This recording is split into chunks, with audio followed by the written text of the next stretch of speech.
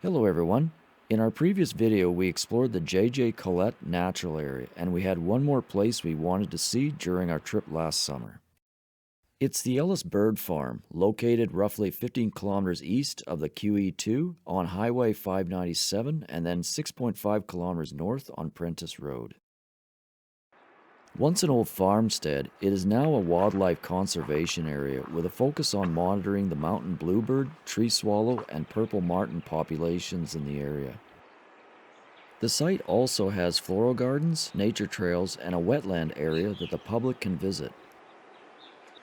The day we arrived was a pretty hot day in late July, and these kids were definitely in a diving and swimming mood. Protection of the local birds in the area started in the 1950s when brother and sister Charlie and Winnie Ellis began setting out nesting boxes for the mountain bluebirds, which were in decline at the time. After the initial successes, Charlie built more nesting boxes and began to maintain a 300-box trail around his farm.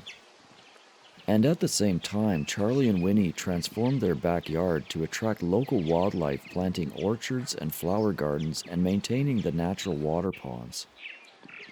As we toured around, we noticed attached to the side of this old barn wall some examples of birdhouses that may have been used around the farm and appear to be still in use. We also found bird towers or nesting sites that you will see while walking around the grounds.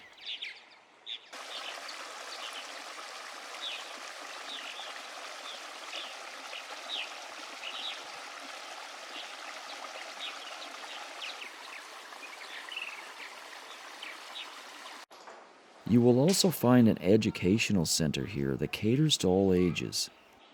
There you will find examples of historic and modern birdhouses, as well as information on the local wildlife of the area. We were starting to get a bit hungry, so we decided to take a break and check out the tea house, which in the day was the original farmhouse. On a day like this, we were happy to sit outside in the beautiful backyard, which had great shade from the summer sun. After lunch, we continued to explore the grounds.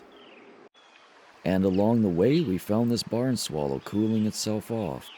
It was a pretty hot day. By the 1980s, as Charlie got older, he became concerned of the fate of the farm and the conservation work that he had done. However, at the same time, Union Carbide, which subsequently became ME Global Canada, was looking for a site to build an ethylene glycol plant. And upon the sale of a portion of the land to the company, they agreed to continue wildlife conservation on the farm site through a non-profit charitable company. I for one am glad an agreement was made, as it would have been a shame to have lost a place like this.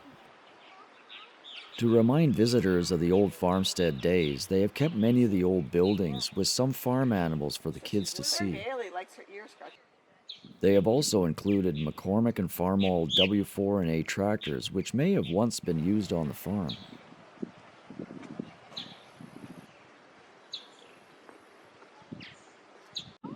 As seen already, they had a lot of birdhouses on display here, but this one really caught my eye.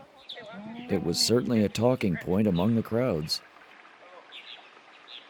I hope you enjoyed touring this unique site for wildlife conservation. Thanks so much for stopping by.